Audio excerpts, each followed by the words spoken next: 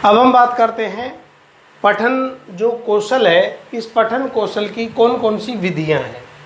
तो हेडिंग हमारा पठन कौशल की विधियां। पठन कौशल की विधियां महत्वपूर्ण है। पठन कौशल की कौन कौन सी विधि है। सबसे जो पहली विधि है मित्रों वो है अक्षर बोध या वर्णोच्चारण विधि। सबसे पहली अक्षर बोध विधि या इसे वर्णोच्चारण विधि, वर्णोच्चारण विधि कह दो, वर्णोच्चारण कह दो, या इसे वर्णबोध कह दो या वर्णमाला विधि कह दो। वर्ण बोध विधि, वर्णमाला विधि, वर्णमाला विधि, और इसे वर्ण समाम्नाय विधि भी कहते हैं।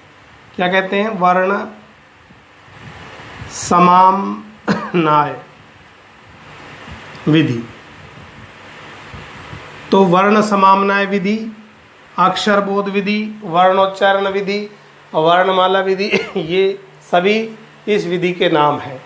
अब ये क्या होती है? सबसे पहले तो ये अक्षर बोध विधि प्राचीन विधि है, तो ये सबसे प्राचीन है, यानी कि ये बहुत प्राचीन विधि, इसलिए सबसे प्राचीन विधि है, ये सबसे प्राचीन विधि है। दूसरी बात, ये वर्णोच्चारण जो विधि है, सर्वप्रथम वर्णमाला में एक एक वर्ण का ज्ञान करवाया जाता है।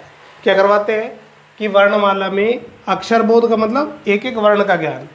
वर्णमाला में सबसे पहले एक एक वर्ण का ज्ञान करवाते हैं, एक एक वर्ण का ज्ञान। जब हम एक एक वर्ण का ज्ञान करवाते हैं, वर्ण के बाद शब्दों का पठन करवाते हैं और शब्दों के बाद वाक्यों का पठन करवाते हैं। एक एक वर्ण का ज्ञान हो गया, वर्ण के बाद जो है शब्दों का, और शब्दों के बाद वाक्यों का। तो शब्दों का और शब्दों के बाद वाक्यों का पठन, वाक्यों का पठन, यानी कि जो अक्षर बोध या वर्णोच्चारण जो विधि है, वर्ण को पढ़ना, फिर वर्णों के माध्यम से शब्द को पढ़ना और फिर वाक्य को पढ़ना। तो हम इसके जो चक्र है, अक्षर बोध विधि का जो चक्र है, उस चक्र में हम कह सकते हैं सबसे पहले वर्ण होगा, वर्ण के बाद पद होगा, पद के बाद वाक्य, पद के बाद क्या होगा? वाक्य। यानी कि हम ऐसे पढ़वाते हैं, जैसे मान लो एक वर्ण है कै, फिर हम कहते हैं मैं, और तीसरा है ले। क्या बनेगा? कै मैं ले कमल। क्या बनेगा? कमल। इस प्रकार वर्ण, पद और वाक्य का हम ज्ञान करवाते हैं। तो कमल बना, कमल घर चल, फिर घर बताएंगे और फिर चल बताएंगे, फिर तीनों का एक साथ पठन होगा, कमल घर चल। इस प्रकार इसे कहेंगे अक्षर बोध या वर्णोच्चारण या वर्णबोध विधि। ये सरल से कठिन की ओर चलती है, सरल से कठिन की ओर, और ये सूक्ष्म से स्थूल की ओर चलती है। पहले हमने एक एक वर्ण बताया और फिर कमल बना, तो सूक्ष्म से स्थूल की ओर, सरल से कठिन की ओर। दूसरी जो पद्धति है पठन शिक्षण की विधि है, वो है पद पद्धति। पद पद्धति ये मोस्ट है, पद पद्धति। सेकंड ग्रेड में भी इसमें सवाल आया था। पद जो पद्धति है, इस पद पद्धति को चित्र विधि भी कहते हैं, देखो और कहो विधि भी कहते हैं। इसे चित्र विधि या देखो और कहो विधि, चित्र विधि भी कहते हैं, देखो और कहो विधि भी कहते हैं इसे, और शब्द शिक्षण विधि भी कहा जाता है। क्या कहा जाता है? शब्द शिक्षण विधि। शब्द शिक्षण विधि। तो चित्र विधि, देखो और कहो विधि, शब्द शिक्षण विधि, ये इसी का नाम है पद पद्धति के। मित्रों, ये जो पद पद्धति है, यहाँ पर चित्रों के माध्यम से शब्दों का ज्ञान करवाया जाता है। चित्र होता है, जैसे कबूतर है, अब कबूतर का चित्र है और वहाँ पर हम लिखते हैं, तो चित्रों के माध्यम से शब्दों का ज्ञान, ये कबूतर है। और पूर्व प्राथमिक स्तर के लिए उपयोगी, क्योंकि ये हम जैसे कैसे कबूतर पढ़ाते हैं तो कबूतर का चित्र साथ में देते हैं, तो ये पूर्व प्राथमिक जो स्तर है उसके लिए उपयोगी है। ध्यान रखना, ये पद पद्धति किसके लिए उपयोगी है? पूर्व प्राथमिक स्तर, पूर्व प्राथमिक स्तर हेतु क्या है? ये अत्यंत उपयोगी है, उपयोगी। पूर्व प्राथमिक स्तर हेतु यह है उपयोगी विधि है और पठन कौशल विकास के लिए सर्वश्रेष्ठ विधि है। ध्यान रखना मित्रों, पठन कौशल विकास की सर्वश्रेष्ठ विधि, पठन कौशल विकास की सर्वश्रेष्ठ विधि। आपसे पूछेगा कि पठन कौशल विकास की सर्वश्रेष्ठ विधि क्या है? पद पद्धति, इसको हिंदी में क्या कहेंगे? देखो और कहो विधि या चित्र विधि कहते हैं। तो ये पठन कौशल विकास की क्या है? सर्वश्रेष्ठ विधि है। महत्वपूर्ण क्वेश्चन है ये।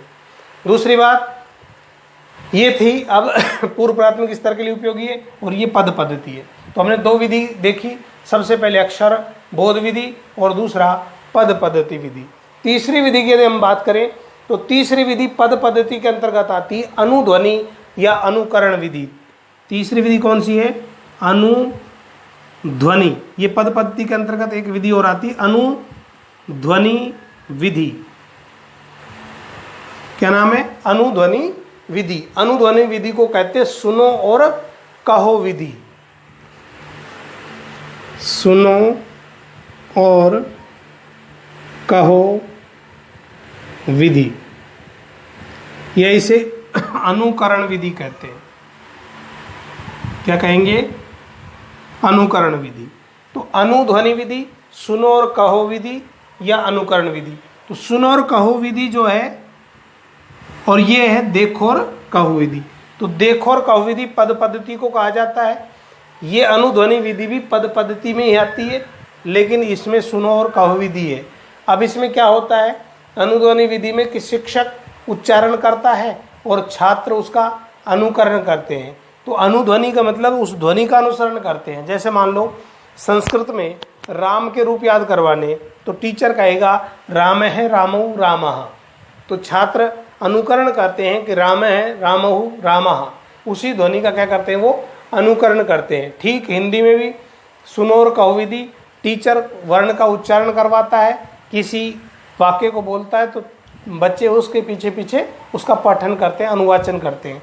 तो अनुध्वनि विधि या सुनो और कहो विधि, ये जो विधि है ये पद पद्धति पर ही आधारित है। और जब सुनो और कहो विधि है तो ये प्राथमिक स्तर पर उपयोगी विधि है।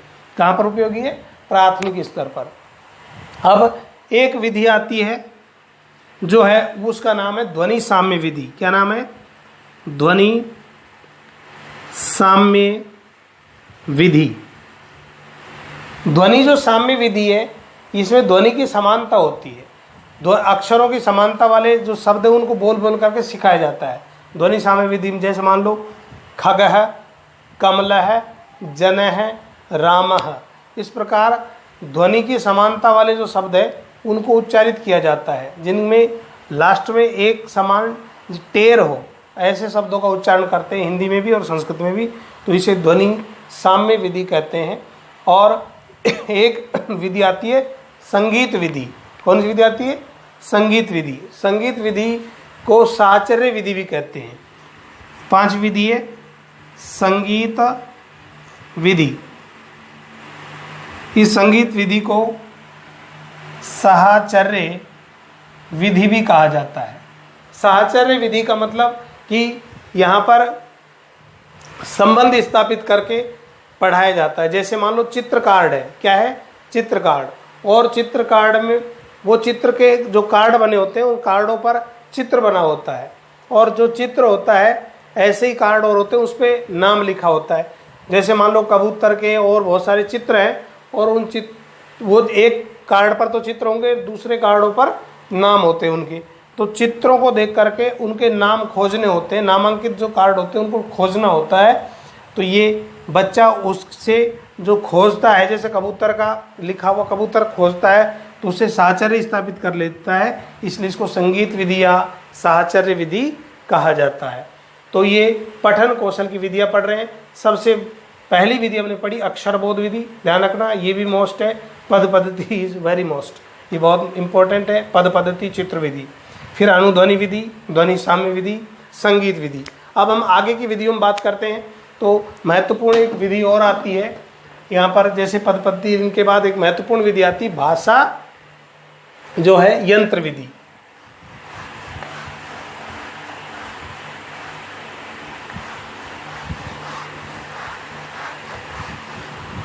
एक विधि आती है भाषा यंत्र विधि।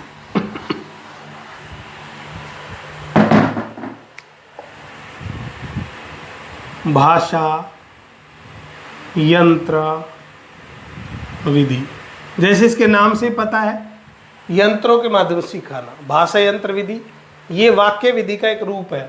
क्या है ये? वाक्य विधि का एक रूप है, वाक्य विधि कहलाती है भाषा यंत्र विधि। अब ये जो भाषा यंत्र विधि है इसका प्रयोग, भाषा यंत्र विधि का जो प्रयोग है वो भाषा प्रयोगशाला में करवाया जाता है। कहाँ पर होगा? भाषा प्रयोगशाला में। तो भाषा यंत्र विधि का जो प्रयोग है, एक तो पहली बात तो प्रयोगशाला में होगा, प्रयोगशाला में होता है।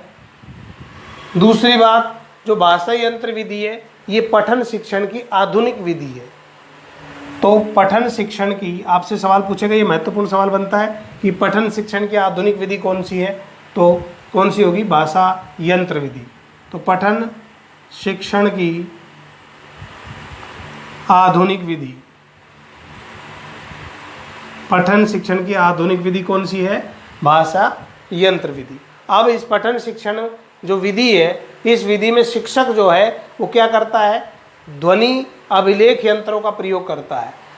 ध्वनि अभिलेख यंत्र का मतलब यहाँ अभिलेख वर्ड का प्रयोग किया गया। ध्वनि अभिलेख यंत्र यानी कि टेप रिकॉर्डर, जो रिकॉर्ड कर ली ध्वनि और उसका प्रयोग करेगा। तो भाषा प्रयोगशाला में रिकॉर्डेड ध्वनि को बच्चों को सुनाते हैं, बच्चे उसका उच्चारण करते हैं। तो भाषा यंत्र विधि में होता है ऐसा।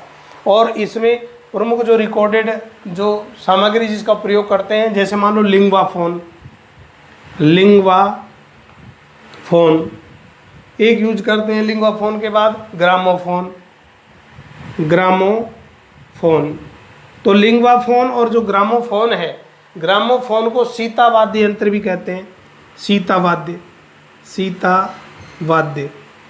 तो यहाँ पर लिंग्वा फोन और ग्रामोफोन दोनों के अंतर्गत, दोनों में उच्चारण सुधार हेतु दोनों का प्रयोग किया जाता है। ध्यान रखना, उच्चारण सुधार हेतु। आपसे पूछा जाए कि उच्चारण सुधार हेतु प्रमुख कौन सा यंत्र का प्रयोग किया जाता है, तो लिंग्वा फोन का प्रयोग किस लिए होगा? उच्चारण सुधार हेतु। और ग्रामोफोन का भी उच्चारण में सुधार हेतु प्रयोग करते हैं। यहाँ पर टीचर केवल गाइड के रूप में कार्य करता है और रिकॉर्डेड ध्वनि को बच्चों को सुनाया जाता है, तो उच्चारण सुधार होता है उसमें। ये भाषा यंत्र विधि थी।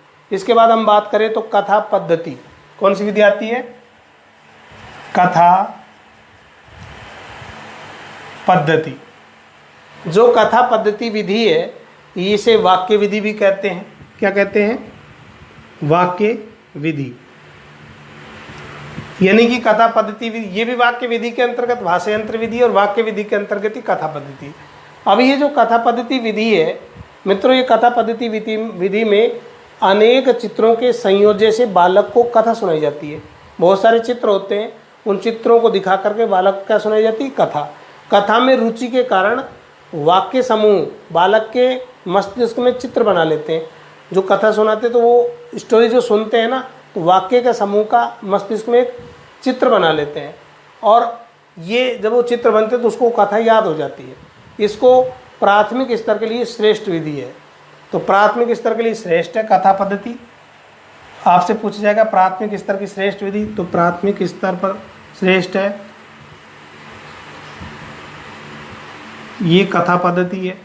सर्वश्रेष्ठ जो पद्धति थी वो अलग है, ये कथा पद्धति श्रेष्ठ विधि है। इस वो सर्वश्रेष्ठ थी पद पद्धति, पठन कौशल की पद पद्धति थी। यहाँ पर प्राथमिक स्तर की श्रेष्ठ विधि है ये कथा पद्धति। इसके बाद हम बात करें तो यहाँ पर जो है सामूहिक या समवेत विधि, कौन सी विधि है? सामूहिक या समवेत विधि। सामूहिक या समवेत जो विधि है, इस विधि में क्या किया जाता है कि समूह में वाचन किया जाता है, सामूहिक वाचन।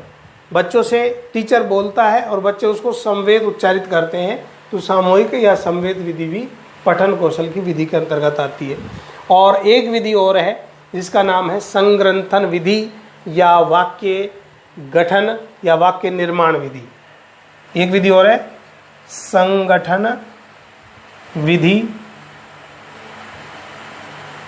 वाक्य निर्माण संगठन विधि, वाक्य निर्माण विधि, या फिर हम इसे संग्रंथन विधि कहते हैं। क्या कहते हैं?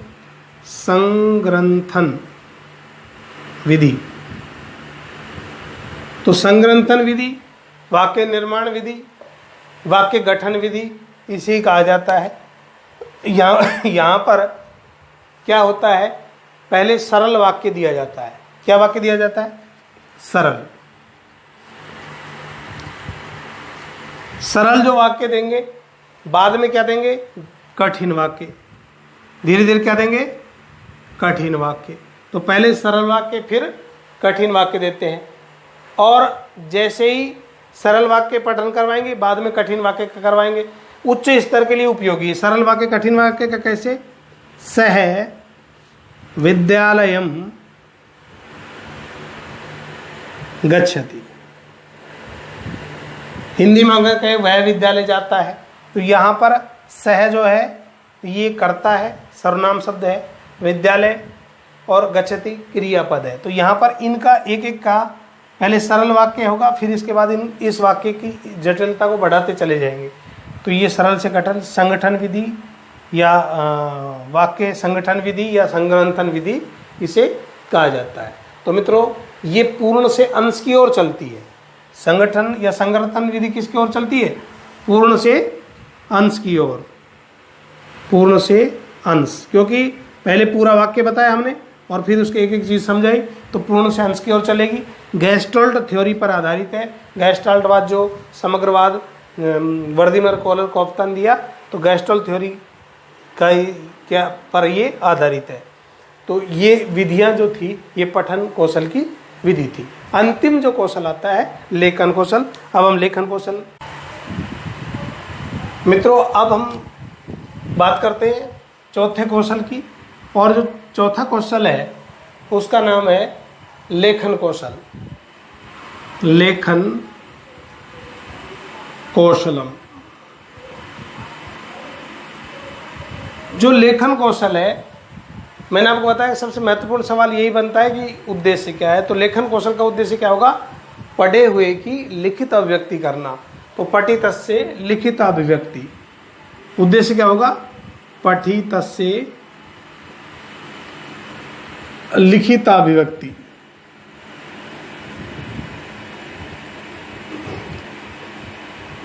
पठितस्य लिखित अभिव्यक्ति यानी पढ़े हुए की लिखित में व्यक्ति करना लेखन कौशल का प्रमुख उद्देश्य है।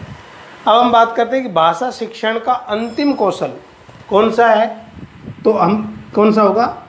लेखन कौशल। तो प्रश्न बनेगा अंतिम कौशल की भाषा शिक्षण का अंतिम कौशल कौन सा है? तो लेखन कौशल। और यदि हम बात करें कि जो है भाषा को स्थायित्व जो प्रदान करता है वो कौन सा कौशल है? तो भाषा को स्थायित्व प्रदान करने वाला जो कौशल है वो भी कौन सा होगा? लेखन कौशल। ये महत्वपूर्ण क्वेश्चन है कि भाषा को स्थायित्व प्रदान करने वाला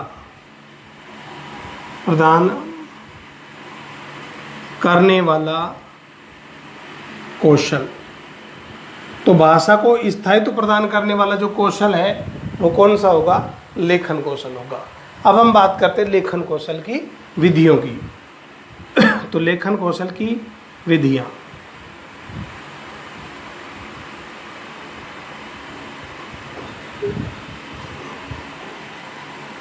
मित्रों, लेखन कौशल की विधियां बहुत सारी हैं। उनमें हम सबसे पहली जो विधि है उस विधि की बात करें तो सबसे जो पहली विधि है वो है रूपरेखा अनुकरण विधि। पहली विधि का क्या नाम है? रूपरेखा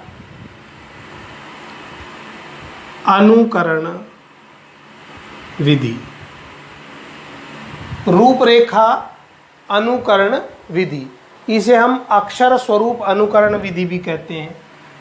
अक्षर स्वरूप अनुकरण विधि, यानी अक्षर स्वरूप अनुकरण विधि कह दो, रूपरेखा अनुकरण विधि कह दो, या इसे ट्रैकिंग मेथड कहते हैं। क्या कहते हैं? Tracking method. इसे क्या कहेंगे? Tracking method.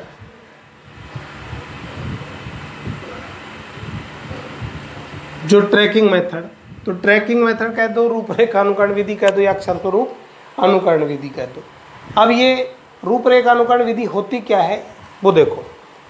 जैसे अक्षर बने रहते हैं, उस अक्षर पर क्या करता है बच्चा? अपनी पेंसिल को घुमाता है, उस रूपरेखा का अनुकरण करता है। तो रूपरेखा अनुकरण विधि का मतलब है कि बच्चा उस पर जो ट्रैक बना होता है, जो डॉट डॉट डॉट बने होते हैं, ये किताबों में भी होते हैं, टीचर भी दे सकता है। तो बच्चा उस पर अपनी पेंसिल घुमाता है, उसे ट्रैकिंग मेथड या रूपरेखा अनुकरण विधि कहा जाता है।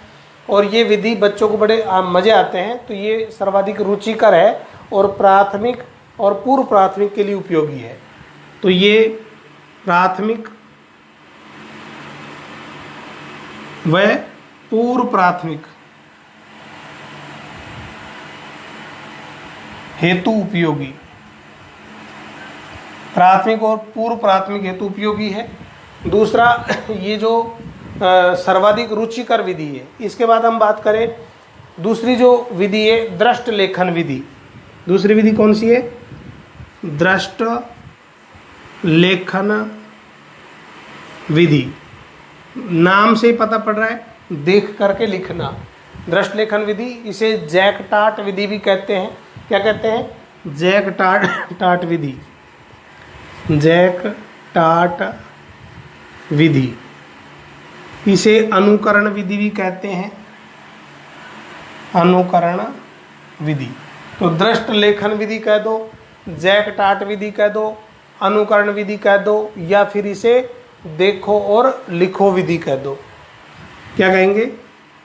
देखो और लिखो।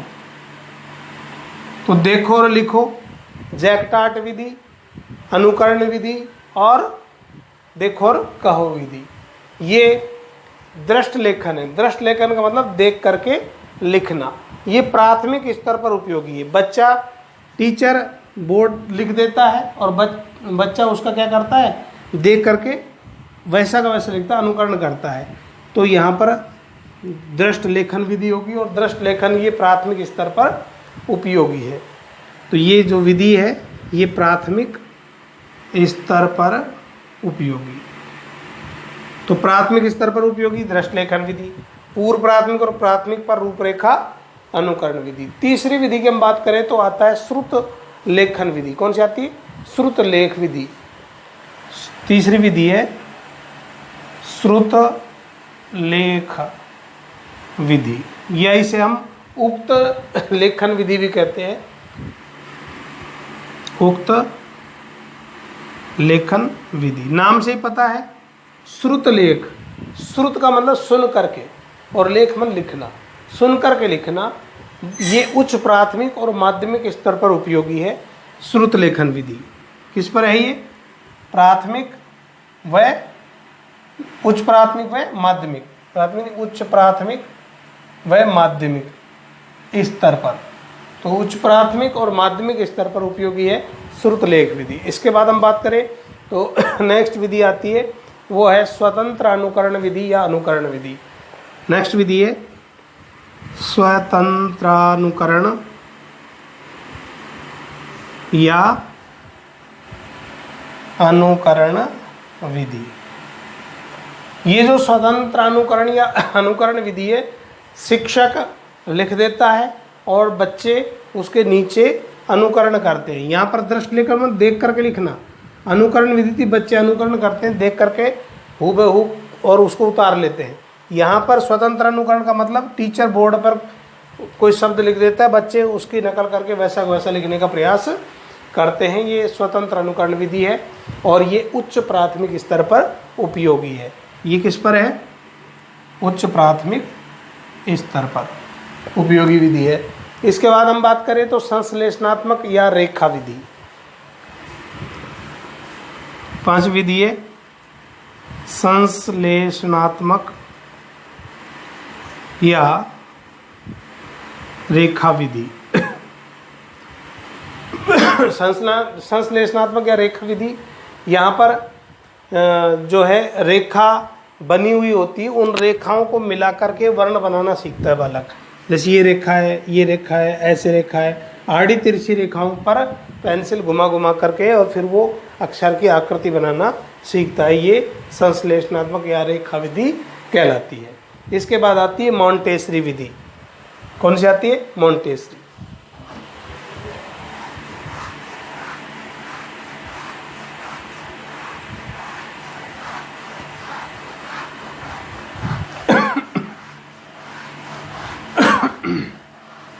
अगली जो विधि है वो है मॉन्टेसरी विधि। मॉन्टेसरी विधि। तो मॉन्टेसरी जो विधि है, ये विधि 3 वर्ष के बाद के बच्चों को सिखाने की वकालत करती है कि 3 वर्ष के बाद वर्ण की संरचना बच्चे को सिखानी चाहिए। 6 नंबर की है ये, कि ये क्या वकालत करती है कि 3 वर्ष के बाद बच्चों को क्या सिखाया जाए? अक्षर या वर्ण की संरचना। वर्ण की संरचना सिखाने पर बल। यानी कि 3 वर्ष के बाद बच्चों को वर्ण की संरचना समझानी चाहिए। ये बात कौन सी विधि बल देती है? मॉन्टेसरी विधि। और मॉन्टेसरी जो विधि है, इसमें महत्वपूर्ण बात ये आँख, कान और हस्त संचालन के प्रशिक्षण पर बल देती है। ये महत्वपूर्ण बात है। आँख, कान और हाथ, हस्त के संचालन पर बल देती है, इनके प्रशिक्षण पर बल देती है कि इनको सीखने में आँख, कान और हाथ इनका योगदान होता है सबसे ज़्यादा। तो इनके प्रशिक्षण पर क्या देती है? बल देती है। कौन सी विधि? मॉन्टेसरी विधि। यहाँ पर मॉन्टेसरी विधि में क्या किया जाता है कि लकड़ी या गत्ते के अक्षर बने होते हैं, उस पर बच्चा अंगुली घुमा घुमा करके और अभ्यास करता है। तो यहाँ पर खेल खेल में सिखाते हैं, लकड़ी या गत्ते पर अक्षर की जो बने होते हैं उस पर अंगुली घुमा करके सिखाते हैं। नेक्स्ट विधि आती है चित्र विधि। चित्र विधि, ये जो चित्र विधि है, इसमें चित्र दिखाए जाते हैं और चित्रों के आधार पर जो है उसको शब्द या वाक्य समझाए जाते हैं। जैसे मेज, कुर्सी, नल आदि के चित्र बने और खेल खेल में उसको हम जो है वर्णों का ज्ञान करवाते हैं। वर्णों का, जैसे मैं, ने, ठीक है, इन वर्णों का ज्ञान खेल खेल में करवाते हैं चित्र विधि के माध्यम से। और लेखन कौशल की ये सर्वश्रेष्ठ विधि मानी जाती है। लेखन कौशल की सर्वश्रेष्ठ विधि मानी जाती है। सर्वश्रेष्ठ विधि चित्र विधि।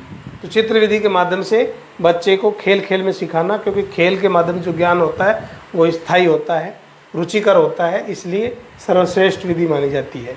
एक विधि और आती है जो सर्वश्रेष्ठ मानी जाती है, ऑप्शन के हिसाब से आपको उत्तर करना है, और वो है संशोधन विधि। दूसरे नंबर की जो सर्वश्रेष्ठ है वो है संशोधन विधि।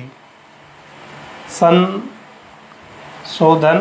विधि, ये जो संशोधन जो विधि है ये भी सर्वश्रेष्ठ विधि मानी जाती है। यानी कि जो बच्चा लिखता है और उस लिखे हुए में क्या त्रुटि है, अध्यापक उसमें संशोधन करवाता है। संशोधन करवाना बहुत अनिवार्य होता है लेखन कौशल में, इसलिए ये भी कैसी विधि है, सर्वश्रेष्ठ विधि मानी जाती है। तो लेखन कौशल की चित्र विधि और संशोधन विधि सर्वश्रेष्ठ विधि मानी जाती है। इसके बाद कुछ अन्य विधियां भी हैं, जैसे हम बात करें अनुलेख या अनुकरण लेख। अनुलेख या अनुकरण लेख। अनुलेख या अनुकरण लेख ये सुंदर लेखन हेतु इसका प्रयोग करते हैं। अनुलेख का मतलब या अनुकरण मतलब देख करके लिखना। कोई पैराग्राफ है या कोई दे दिया, उसको देख करके वैसा का वैसा लिखना या अनुकरण करके लिखना, तो ये अनुलेख कहलाता है। और अनुलेख में सुंदर लेखन हेतु इसका उपयोग किया जाता है। तो आपसे सवाल पूछे कि सुंदर लेखन हेतु कौन सी विधि का प्रयोग किया जाता है, तो अनुलेख का। सुंदर लेखन हेतु उपयोगी, सुंदर लेखन हेतु उपयोगी। इसके बाद हम बात करें तो एक विधि आती प्रतिलेख या सुलेख। प्रतिलेख या सुलेख। प्रतिलेख या सुलेख या इसे सुंदर लेख विधि भी कहते हैं। सुंदर लेख विधि ये तो सुंदर लेखन में काम आती है, अनुलेख विधि उपयोगी है। जबकि सुंदर लेख विधि किसे कहेंगे, प्रतिलेख को या सुलेख को। यहाँ पर एक पैराग्राफ दिया जाता है, टीचर पैराग्राफ देता है कि इसको घर पे जाकर के आपको लिखना है, तो रोज़ बच्चा उस पैराग्राफ पे एक पैराग्राफ का अभ्यास करता है, जैसा लिखा हुआ है उसी प्रकार वो वर्णों का अभ्यास करता है। इसे प्रतिलेख, सुलेख या सुंदर लेख विधि कहा जाता है। एक होती है श्रुतलेख। श्रुतलेख, श्रुतलेख सुनकर के लिखना।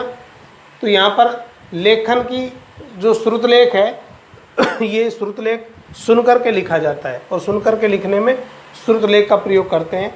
टीचर बोलता है, हर बच्चे लिखते हैं।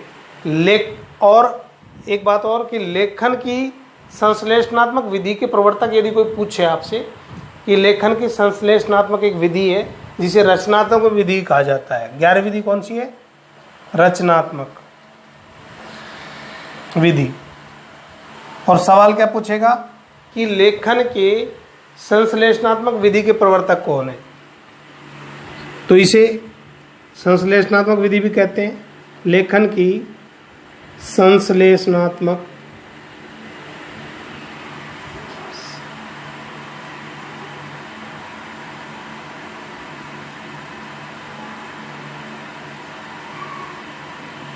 विधि के प्रवर्तक तो कौन है मित्रों, पेस्टोलॉजी। पेस्टालॉजी, पेस्टालॉजी जो है वो लेखन जो कौशल है उसकी संश्लेषणात्मक विधि के प्रवर्तक है, और संश्लेषणात्मक विधि को ही रचनात्मक विधि कहा जाता है। यहाँ पर अक्षरों के टुकड़े दिए जाते हैं और उनको जोड़कर आकृति बनाने को कहा जाता है। इसे रचनात्मक विधि कहा जाता है। क्रिएटिविटी के विकास में, सृजनात्मक क्षमताओं के विकास में ये महत्वपूर्ण होती है। तो लेखन की संश्लेषणात्मक विधि के प्रवर्तक पेस्टोलॉजी कहलाते हैं। तो मित्रों ये हमने लेखन कौशल की विधियां पढ़ी। 4 कौशल हमने आज पढ़े LSRW। तो चारों कौशल का विस्तार से मैंने आपको वर्णन किया, और ये मैराथन क्लास थी। यदि आपको अच्छी लगे तो आप इसको ज़्यादा से ज़्यादा शेयर करें, और इससे बाहर क्वेश्चन नहीं जाएगा। आप इसको 2-3 बार वीडियो को देखें और हस्तलिखित नोट बना सकते हैं। तो आज की क्लास में इतना ही। Thank you, have a nice day.